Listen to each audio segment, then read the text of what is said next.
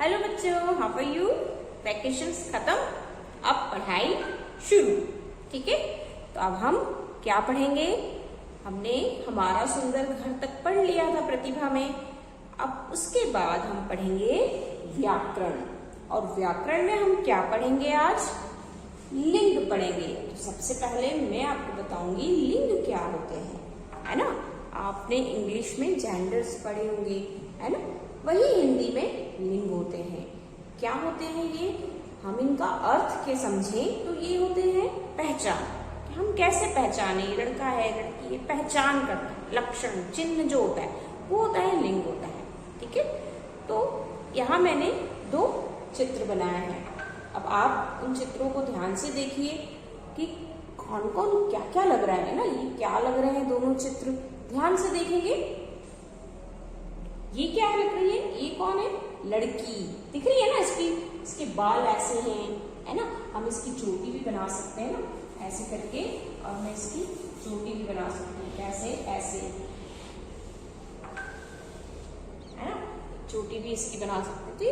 ये क्या दिख रही है हमें, लड़की, ये है लड़की। और ये इसके बाल छोटे छोटे से हैं, इसने फ्रॉक पहनी है, इसने शर्ट्स पहना है। ये हमें क्या दिख रहा है, लड़का। ये लड़का है कि लड़की है। तो ऐसे कुछ शब्द होते हैं हिंदी में जो हमें लिंग के बारे में बताते हैं कि ये लड़का है, लड़की है, या ये स्त्री जाति का है या पुरुष जाति का है ना। कुछ ऐसे शब्द होते हैं।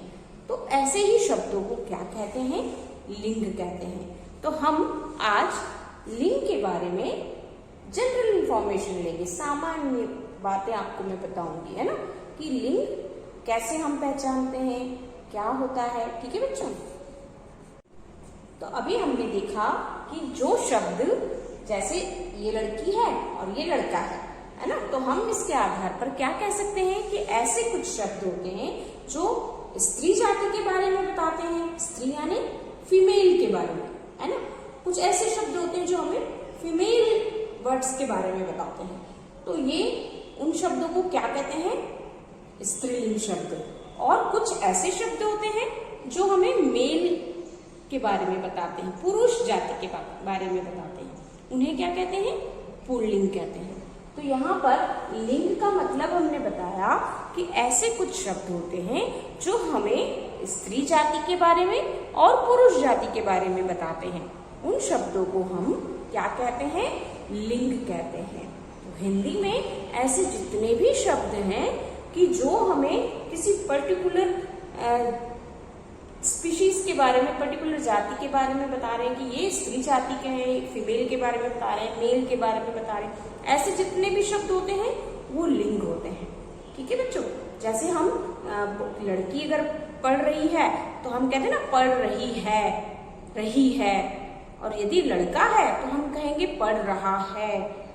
बदल जाता है ना हमारा वाक्य, है ना।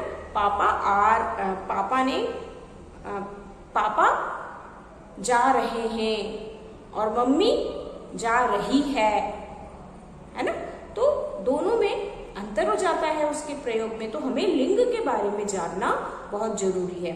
अगर हम लिंग के बारे में नहीं जानेंगे ठीक से, हम हिंदी की व्याकरण में हम ठीक से लिंग को नहीं पढ़ेंगे तो हम फिर वाक्य भी गलत गलत बोलेंगे, है ना। हम कैसे बोलेंगे, मम्मी जा रहा है, पापा आ रही है, ऐसे बोलोगे फिर नहीं ना।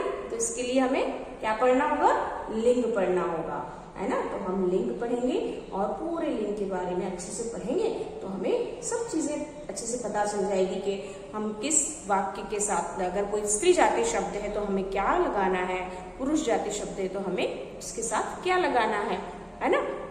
हम बहुत सारी ऐसे अदर स्टेट्स में जाते हैं ना जहाँ पर हिंदी नहीं होती है, क्योंकि ये तो हिंदी व्याकरण में ही होता है लिंग। और अगर अदर स्टेट्स में हम जाते हैं ना, जहाँ केरल वगैरह में, वहाँ इतना उनको व्याकरण के बारे में नहीं पता होता है, लिंग के बारे में नहीं पता होता है। तो वे लोग स्त्री जाति और पुरुष जाति शब्दों को नहीं पहचानते हैं। तो वे लोग बोलते ना, हम कभी कभी साउथ इंडियन को मिलता है, तुम आई, तुम जग गई, ऐसे करके बोलते ना वो लोग। तो उन्हें नहीं पता होता है कि पुरुष जाति के साथ क्या क्रिया लगानी है, स्त्री जाति के साथ क्या लगानी है, क्योंकि उन्हें लिंग के बारे में नहीं पता है। तो अब हम तो यहाँ रहते हैं, तो हमारी स्टेट में तो हिंदी पढ़ाई जाती है, तो हमें हिंदी व्याकरण में लिंग भी पढ़ना है। तो हम लिंग पढ़ेंगे तो हमें सारी स्त्री जाति शब्द और पुरुष जाति शब्दों के बारे में बहुत सारी बातें हमें पता चलेगी कि कौन कौन से शब्द स्त्री जाति के हैं, कौन कौन से पुरुष जाति के शब्द हैं, है ना।